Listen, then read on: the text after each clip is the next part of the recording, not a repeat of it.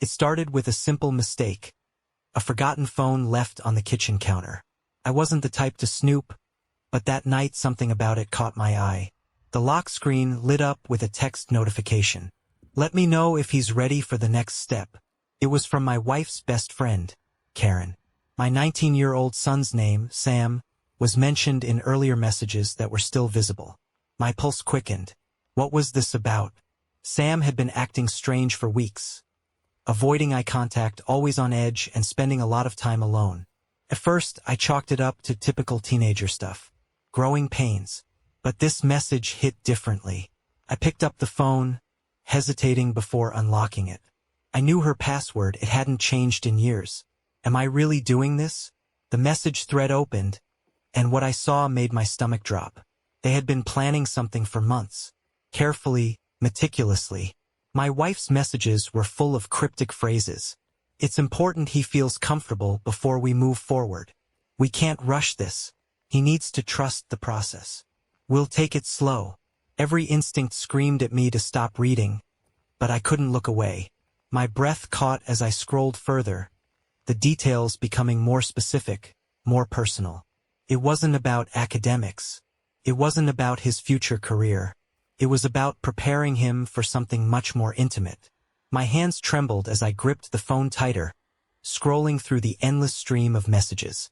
Every word felt heavier than the last, each one chipping away at the solid ground beneath me. The messages were clear. They had been planning something for months.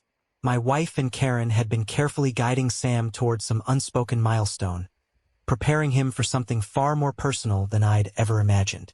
I kept reading, hoping I was wrong. He's nervous, but I think he'll be ready soon. We've been practicing conversations to help him get more confident. Remember, we have to create the right atmosphere. No pressure, no expectations. Just let it happen naturally. The phrases felt so carefully chosen, so rehearsed, that they sent a chill down my spine. It wasn't what they were saying, it was what they weren't saying. The most damning message, though, was from just 2 days earlier. I think it's time for the real thing. I dropped the phone onto the counter as if it had burned me. My mind was spinning. The real thing? What the hell did that mean? I could hear my wife's voice in the living room, light and casual, talking to Sam. He laughed at something she said, and for a fleeting second, it sounded so innocent, so normal. But now nothing felt normal. I leaned against the counter, trying to steady my breathing. My mind raced, connecting fragments of conversations from the past few months. The late-night talks in hushed tones. My wife telling me Sam needed guidance, and that it's just something only I can help him with.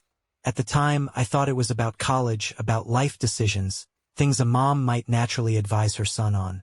Now, I wasn't so sure.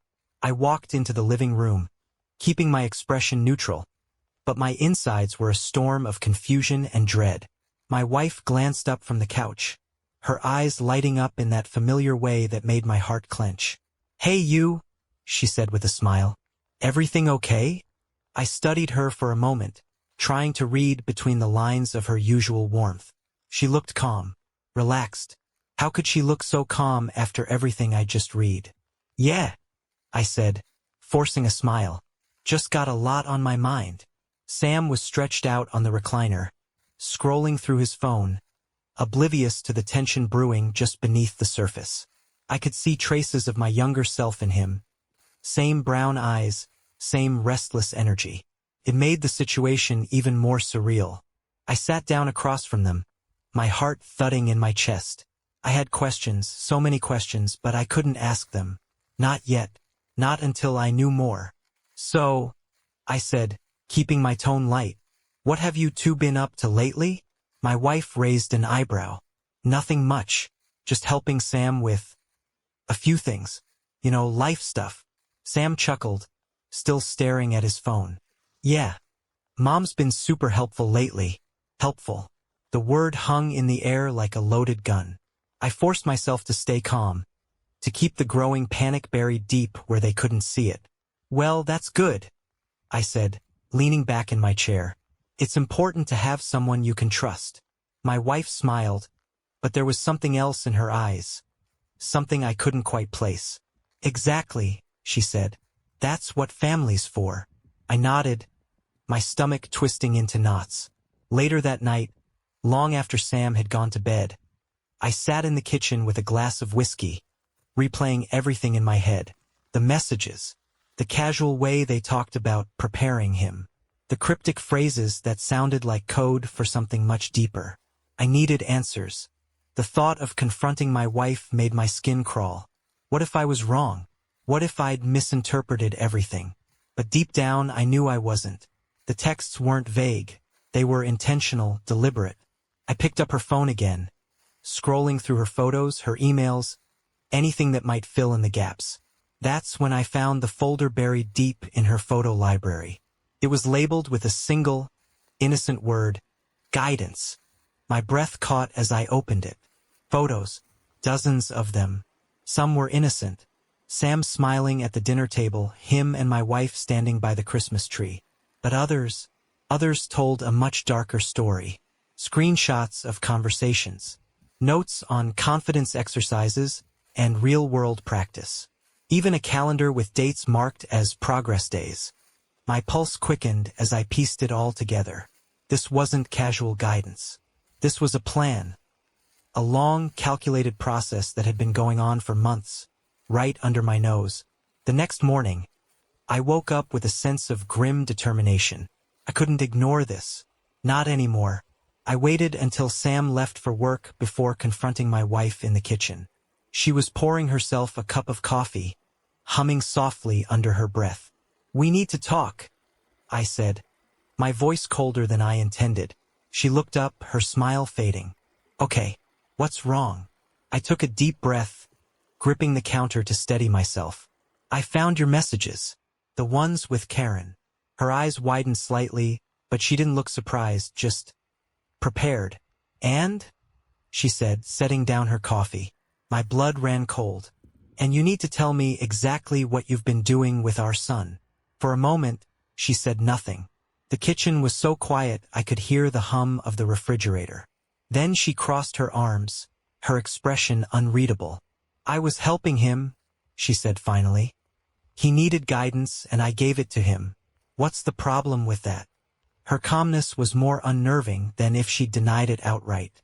"You know exactly what the problem is," I said, my voice rising. "This isn't normal guidance. This is something else entirely. You've been crossing lines, and I want to know why." She sighed, looking almost disappointed. "You wouldn't understand." "Try me," I said, my heart thudding. And that's when she said the words that changed everything. Because no one else was going to teach him how to be ready. Her words hung in the air, each syllable cutting deeper than the last. No one else was going to teach him how to be ready. I stared at her, trying to process what she had just said. My pulse raced, my thoughts a chaotic storm. "What do you mean by that?" I asked, my voice barely steady. She took a long sip of her coffee, eyes calm, almost distant, as if rehearsing how much she was willing to reveal. "Sam needed help with things most young men don't learn from their fathers. It's not like you were stepping in to have these conversations with him." I gritted my teeth. "Conversations about what?" "You know what," she said quietly. My mind churned, and flashes of the texts returned to me. The carefully worded phrases, the secret plans, the deliberate buildup of confidence they had been working on for months. "Guidance," I repeated, feeling the word twist like a knife in my gut. "Yes," she said, holding my gaze without blinking. "Guidance. Real, practical guidance. The kind you couldn't give him." For a second, the air seemed to drain from the room. "Do you even hear yourself?" I asked, my voice rising. "Do you have any idea how this sounds?" "I do," she said, her tone eerily calm. "But I also know you've always been too afraid to have the hard conversations with him." I wasn't about to let him go into the world unprepared. My fists tightened at my sides. "That's not your call to make. He's our son," she shot back, her voice finally cracking. "And he needed me to show him how to handle these things. What's so wrong with that?" "Everything." The conversation spiraled from there, each revelation more unsettling than the last. My wife was adamant. She saw nothing wrong with what she had done. She believed it was her responsibility to ensure Sam was confident and experienced. Her words blurred together as she explained how it had started. At first, it was innocent, advice on how to talk to girls, how to be charming, how to recognize subtle signals. But somewhere along the way, it had taken a darker turn. She had gone from offering advice to orchestrating situations, controlling every step of his education with Karen's help. "We wanted to make sure he wouldn't get hurt," she said at one point, her voice steady, like she was explaining basic parenting logic. "It's better if he learns in a safe environment." My stomach twisted at the implications. A safe environment? Was that what she called this? "You've been manipulating him," I said, my voice shaking. "You've turned his life into some kind of twisted experiment." She frowned, shaking her head. "That's not fair. He's more confident now. He's happier. I gave him something no one else would." "You crossed a line," I said, slamming my hand on the counter. "You crossed every line imaginable." For a moment, we just stared at each other, the silence between us thick with anger and disbelief. My wife's calm mask had slipped, but there was something in her eyes, a stubbornness, a certainty, that chilled me to my core. "I did what I thought was best," she said, her voice barely above a whisper. "And I won't apologize for that." I didn't respond. Couldn't. My heart was pounding too hard, my mind spinning too fast. I turned and walked out of the kitchen, leaving her standing there in the fading morning light. I needed air. I needed to think. The front door slammed shut behind me as I stepped into the cool morning. My hands were still trembling. What the hell was happening to my family? For years, I had trusted her without question. I had believed in our partnership, in the life we had built together. But now, everything felt like a lie. And the worst part? I had no idea how deep this went. I pulled out my phone and opened the text thread again, scrolling through the messages with fresh eyes. The carefully coded language, the calendar of progress days, the references to real experiences. It was all there, hidden in plain sight. And then I saw the message that made my blood run cold. "We can set up the next one for Friday. He's more than ready now." Friday. Tomorrow. I stood frozen on the sidewalk, my pulse racing. I knew I couldn't ignore this. Whatever they had planned for Friday, it had to be stopped. But how? I couldn't just confront Sam outright, not without knowing exactly what he'd been told. I needed to dig deeper, to find the missing pieces before I made my next move. My phone buzzed in my hand, snapping me out of my thoughts. It was Karen. "Everything's set for tomorrow. Let me know if you change the plan." I stared at the message, my mind spiraling. Karen was in on this, of course she was. She had been part of it from the start, helping to guide Sam down this twisted path. I clenched my teeth and typed a quick reply. "Plans haven't changed. I'll be there." My thumb hovered over the send button for a second before I pressed it. I didn't know what I was walking into, but one thing was clear. Tomorrow everything would come to light. I hit send, my pulse hammering as I stared at the phone. The message was out there now, a loaded bullet flying toward an uncertain destination. "I'll be there." For a moment, the weight of what I was about to do settled on me like a crushing boulder. This wasn't just uncovering a lie. It wasn't just exposing a twisted plan that had spiraled out of control. This was war. I had 24 hours to prepare. 24 hours before everything exploded. I barely slept that night, lying awake in the dark, piecing together every fragment of the truth I had uncovered. I replayed every conversation I'd had with my wife, dissecting her words, her actions. I thought about Sam, my son, who, for all I knew, had no idea how deep this had gone. The worst part was the waiting. I couldn't storm in guns blazing without more proof. I needed to see it unfold, to witness the truth with my own eyes. Only then could I make my move. The next afternoon, I stood outside Karen's house, my stomach churning. The neighborhood was quiet, too quiet. Birds chirped lazily from nearby trees, oblivious to the storm about to hit. I checked my phone again. No new messages. Good. They weren't expecting anything. I walked up the driveway and rang the doorbell, my heart thudding in my chest. The door opened almost immediately, and Karen greeted me with a wide, unsuspecting smile. "Hey," she said cheerfully. "Right on time." I forced a smile, fighting the urge to confront her right there. "Not yet. Not until I know everything." She stepped aside, motioning me in. "Come on in. We're almost ready." Almost ready for what? Karen led me through the house, chatting casually about nothing. How her garden was coming along, how she and my wife had been planning this for a long time. Her words blurred together, my mind too focused on what was about to happen. Then we reached the living room, and there they were. Sam sat on the couch, his face lit with nervous excitement.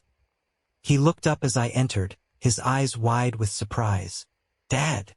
"Hey, buddy," I said, keeping my voice steady. "Didn't expect to see me, huh?" He chuckled awkwardly, glancing at Karen. Yeah. Mom said you weren't part of this." I shot Karen a glance. "Plans change." Karen smiled tightly, but there was a flicker of something in her eyes. Panic, maybe. I took a seat across from Sam, leaning forward. "So, what's this all about?" Sam hesitated, glancing at Karen again. "It's just something Mom and Karen have been helping me with. Building confidence. Getting me ready for stuff. Stuff." My blood boiled, but I kept my expression neutral. "Stuff, huh? Like what?" Karen cleared her throat, stepping in quickly. "It's just preparation, really. Life skills. Making sure he's ready for anything that might come his way." Her words were smooth, but I wasn't buying it. "Anything?" I said, raising an eyebrow. "Seems like a lot of effort for anything." The tension in the room thickened. Sam shifted uncomfortably, clearly sensing that something wasn't right. "Dad, it's not a big deal," he said. "They've been super helpful. I feel better about things now." I clenched my jaw. Better about what? How far had they taken this? Karen smiled again, but it didn't reach her eyes. "We just want what's best for him. You understand that, right?" I nodded slowly, my mind racing. It was time to end this charade. I stood up, crossing my arms. "Actually, I don't think I do understand. Maybe you can explain it to me, Karen. What exactly have you been preparing him for?" Her smile faltered. I think it's better if we talk about this later." "No," I said, my voice firm. "We'll talk about it now." The room fell silent. Sam looked back and forth between us. Confusion etched across his face. Karen's eyes narrowed, her calm facade slipping. "This isn't the time or place for this. Okay?" "It's exactly the time," I said, my pulse roaring in my ears. "I've seen the messages. I know what you've been doing." Karen's face paled. "You've been snooping? Don't act surprised," I snapped. "You've been manipulating my son. Turning his life into some kind of sick project." Sam shot to his feet. "Wait, what? What's going on?" "You don't know?" I asked, turning to him. "You think this was all just innocent advice? They've been controlling you, planning your life step by step without you even realizing it." His eyes widened, panic flickering across his face. "Mom and Karen said they were helping me." "Helping you?" I laughed bitterly. "No, they were using you. And now it's time for it to stop." Karen took a step toward me, her eyes blazing. "You don't understand. Everything we did was for him. He needed guidance, and you weren't giving it to him." "I wasn't giving it to him because it wasn't your place to decide how far it should go." Sam stood frozen, caught between us, his world crumbling in real time. "Dad," he said, his voice shaking. "Is this true?" "Yes," I said softly. "And I'm sorry you had to find out like this. But it's over now. I'm not letting this go on any longer." The room hung in silence, the weight of the truth settling on all of us. Karen finally broke the silence, her voice trembling. "You've made a mistake, you know. He'll never forgive you for this." I turned toward the door, motioning for Sam to follow me. "Maybe, but at least he'll know the truth." As we walked out of the house, my heart ached at the broken look on my son's face. But for the first time in weeks, I knew we were finally free from their twisted plans. The drive home was suffocating. Sam sat in the passenger seat, arms crossed, staring blankly out the window. His mind was undoubtedly racing as fast as mine, trying to piece together everything he had just learned. I kept glancing at him, waiting for him to say something, anything, but the silence was crushing. "Sam," I said finally, my voice careful, controlled. "You okay?" He didn't respond at first, his jaw tightening as his fingers drummed nervously against his thigh. Then he let out a shaky breath. "So, they were lying to me this whole time?" His words were barely above a whisper, but the pain in them was deafening. "They were manipulating you," I said.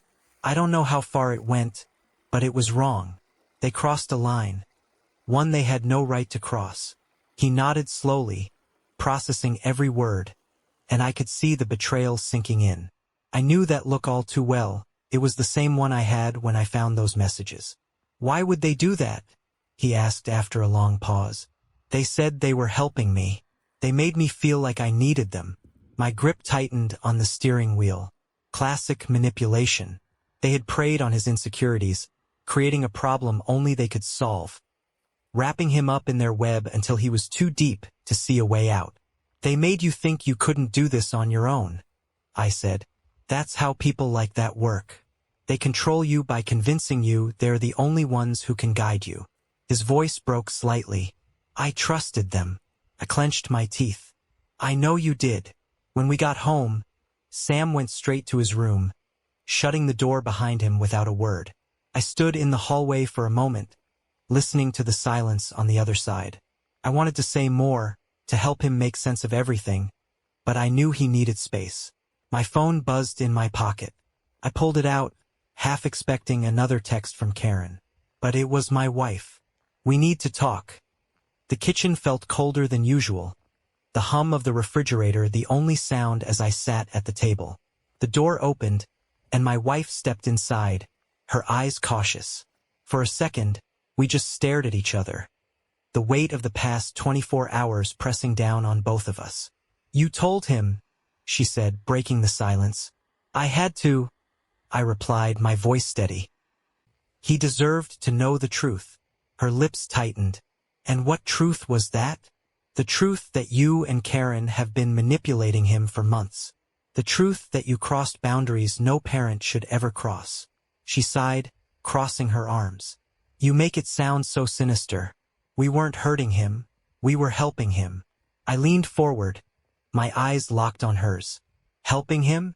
You created a dependency. You made him believe he couldn't face the world without you orchestrating every move." Her eyes flashed with something between anger and regret. "He needed confidence. I saw him struggling, and I gave him what you couldn't." "No," I said, my voice rising. "You didn't give him confidence, you stole his independence. You made him doubt himself so he would rely on you." She opened her mouth to argue, but I held up a hand. "It's over. He knows everything now, and I'm going to help him rebuild what you broke. Without your interference." For the first time, her calm exterior cracked. She looked away, her jaw tightening. "You're making a mistake," she said quietly. "He's going to need me again. When he does, you'll see I was right all along." I stood, my heart pounding. "We'll see about that." Then I walked out, leaving her alone in the kitchen, the weight of her choices finally catching up to her. Later that night, I knocked on Sam's door, unsure if he'd want to talk. To my surprise, he opened it almost immediately, his eyes red-rimmed but calm. "Hey," I said, offering a small smile. "You okay?" He nodded, stepping aside to let me in. "I've been thinking," he said, sitting on the edge of his bed. "About everything." "Yeah." I sat next to him, giving him space to speak. "I feel like I don't even know who I am anymore," he admitted. "Everything I thought I was, everything they built me into, feels like a lie." I put a hand on his shoulder. "You're still you, Sam. None of that changes who you are. What they did doesn't define you." He looked at me, his eyes searching mine. "But what if I can't figure it out on my own?" "You can," I said firmly. "I'll help you, but this time it'll be on your terms." No tricks. No hidden agendas. He nodded slowly, a flicker of hope returning to his eyes. Thanks, Dad. That night, for the first time in weeks, I felt like I could breathe again. There were still questions, still pieces of the puzzle that didn't fit, but at least now the truth was out in the open. And no matter what came next, I knew one thing for certain. We were finally free of their control. But deep down, I couldn't shake the feeling that this wasn't over. Not yet. The days that followed felt like walking through the aftermath of a storm. The damage was done, but the wreckage still lingered. My wife kept her distance, barely speaking to me except for necessary exchanges. Sam, on the other hand, seemed caught in limbo, unsure of how to rebuild his sense of normalcy after everything had come crashing down. I watched him closely, giving him space but staying close enough so he knew I was there when he needed me. I knew the road back to trust and self-confidence would be a long one, but at least now we were on the right path. Still, something gnawed at the back of my mind. Karen. For all the chaos we had uncovered, Karen had slipped away without any real consequences. She hadn't tried to contact me since that last message. She had gone quiet, almost as if she were lying low, waiting for the dust to settle. And that worried me. On a rainy Wednesday afternoon, I found myself pacing in the living room, contemplating my next move. My gut told me that this wasn't over yet, that Karen wasn't the type to back down so easily. I couldn't shake the feeling that she had something else up her sleeve. The doorbell rang, startling me out of my thoughts. I opened the door to find Karen standing there, an umbrella in one hand and a calm, almost smug expression on her face. "Hello? My name," she said, her voice smooth as silk. "Can we talk?" I narrowed my eyes. "What do you want?" Karen stepped inside without waiting for an invitation, closing the door behind her. "I think we got off on the wrong foot," she said, folding her umbrella neatly. "There's no reason for things to get unpleasant between us." "Unpleasant?" I scoffed. "Karen, you manipulated my son. You crossed every boundary imaginable. And now you're standing here acting like we just had a little disagreement." She sighed, brushing a strand of hair behind her ear. "You're being dramatic. Everything we did was for Sam's benefit. You've misunderstood the entire situation." "Misunderstood?" My voice rose, anger bubbling to the surface. "I don't think there's any misunderstanding here. You and my wife systematically controlled him for months. I know exactly what you were doing." Karen's smile faltered, her eyes darkening. "Careful. My name. You wouldn't want this to get messy." My stomach twisted. There was something in her voice, a subtle threat, wrapped in a blanket of civility. "What are you talking about?" I asked, my jaw tightening. Karen stepped closer, her voice dropping to a whisper. "You think you're the only one with leverage here? I've kept my mouth shut out of respect for your family. But if you push me, I won't hesitate to tell people about all the cracks in your perfect little life." A cold chill ran down my spine. "I could say a lot of things," she continued, her eyes glinting. "Things that would ruin your reputation. Things that would make people question your role in all of this. And believe me, they'll listen." For a split second, I was speechless. My mind raced, weighing my options. I could throw her out, call the police, escalate the situation. But Karen was right about one thing. She was dangerous, and she wasn't afraid to burn everything to the ground if it meant protecting herself. I took a deep breath, steadying myself. "Karen," I said, my voice low but firm, "you've already lost. Whatever power you had is gone. You're not going to manipulate me or my family ever again." Her smile returned, but it was thinner now, forced. "We'll see about that," she said, turning toward the door. "Just remember, my name. You're not the only one who knows how to play the long game." She opened the door and disappeared into the rain, leaving me standing there, my heart racing. That night I barely slept. Karen's words echoed in my head like a warning bell, a reminder that even though we had won the first battle, the war was far from over. But I wasn't going to let her intimidate me. Not this time. The storm outside raged through the night, thunder rumbling in the distance as rain lashed against the windows. Inside, it felt just as turbulent. Every word Karen had said replayed in my mind, each one more chilling than the last. She was right about one thing. She wasn't done with us yet. I couldn't sit still. I paced the living room, my mind spinning through possible scenarios.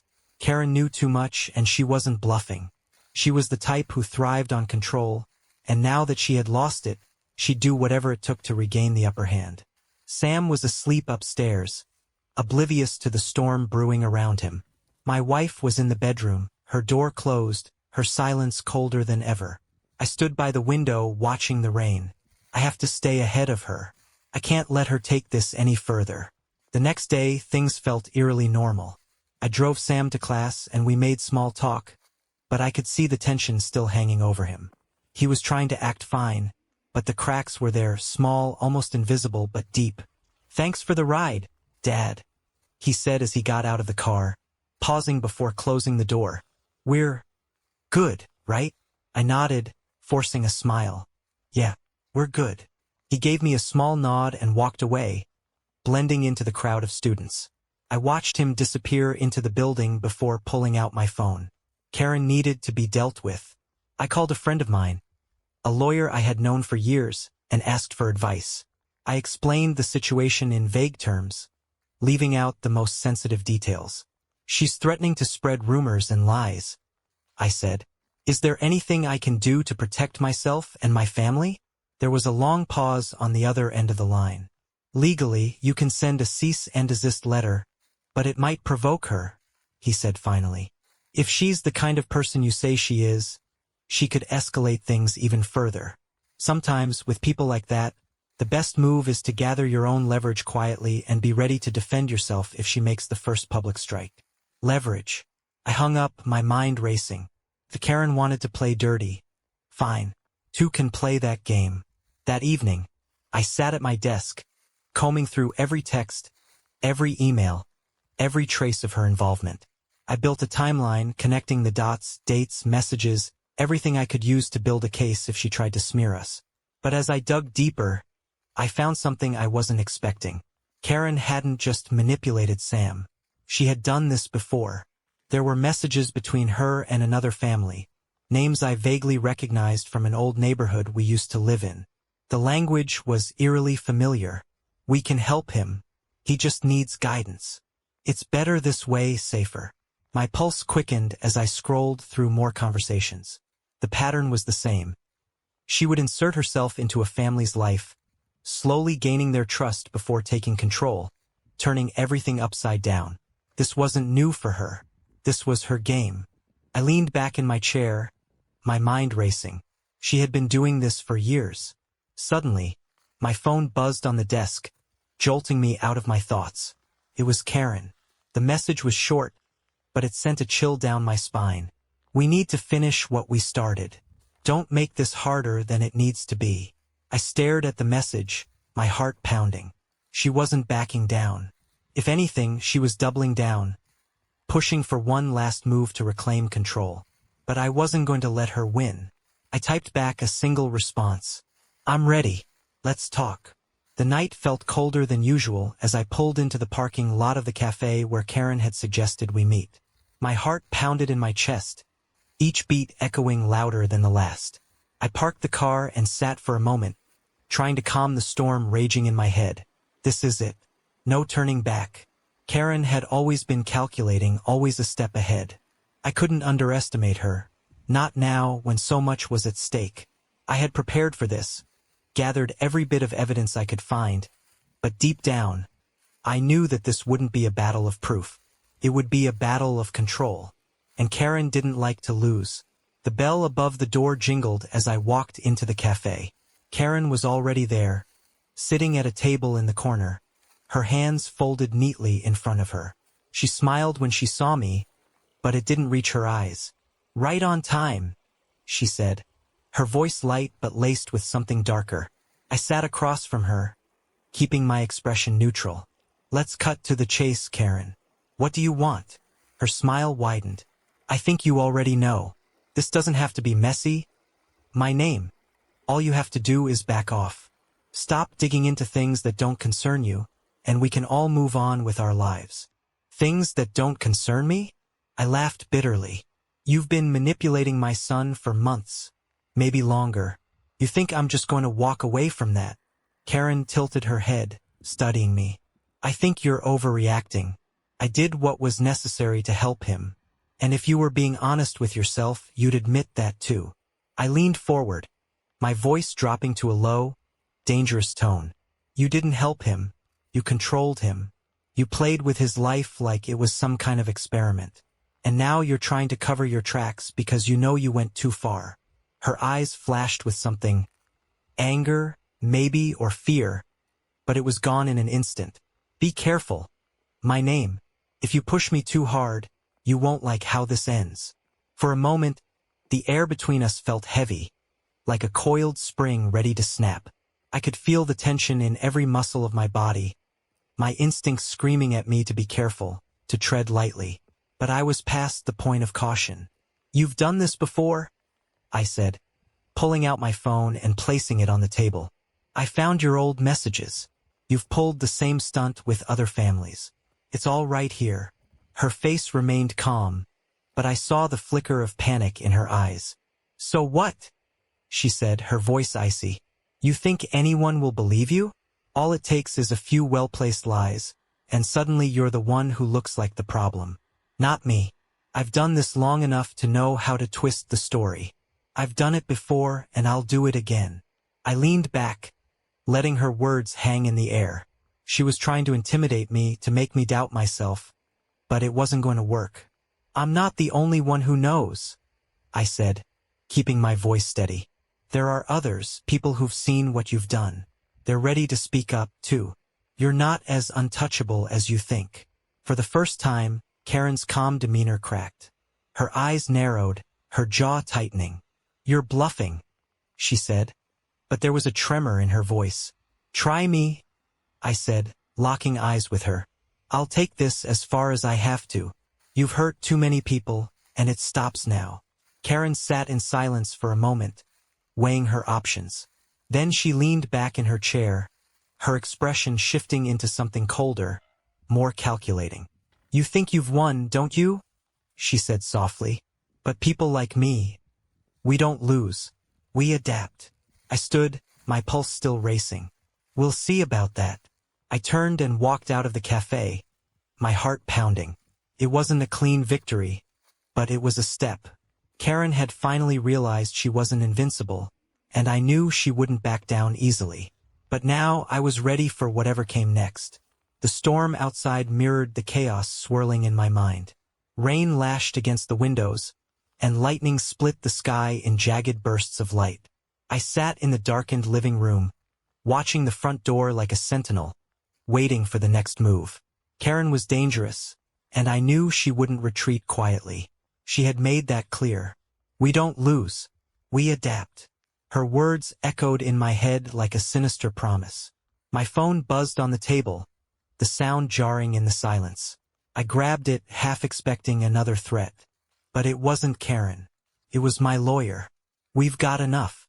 It's time. I stared at the message, relief flooding through me. The trap we had set was ready to spring. Months of manipulation, deceit, and lies were finally coming to an end. The next morning, I met with the lawyer and handed over everything. Every message, every note, every piece of evidence that showed the web Karen had spun around my family and others. We had a case now, one strong enough to take her down. It was time to confront the truth head-on, in a way she couldn't twist or escape from. But I knew it wouldn't end without one last battle. That afternoon, I found Karen waiting on the sidewalk outside Sam's university.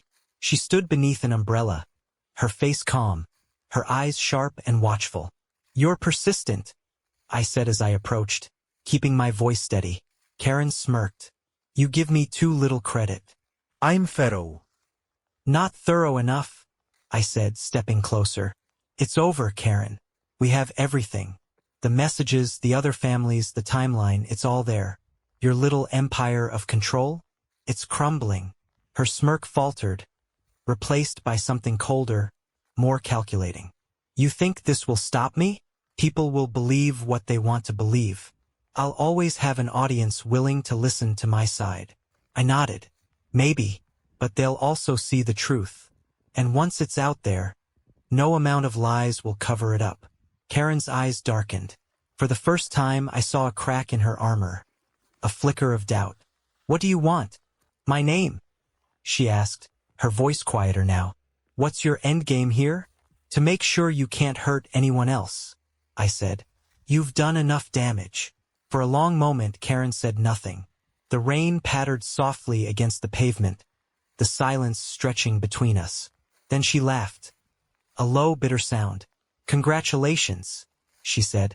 "You've won the battle, but you'll find that victory can be fleeting."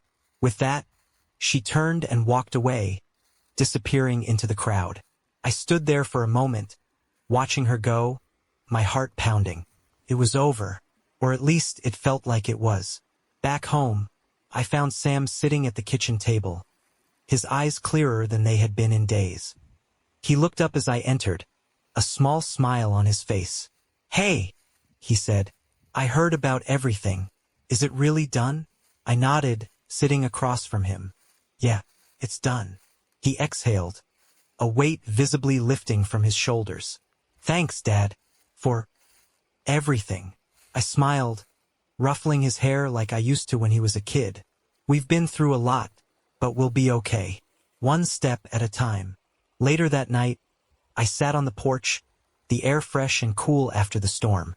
The battle was over, but the scars it left would take time to heal. I had learned something about myself in the process. Something about strength, resilience, and the power of facing darkness head-on. Karen was right about one thing. Some battles change you forever. But she was wrong about the most important thing. This wasn't her victory. It was ours. And no matter what came next, we were ready for it.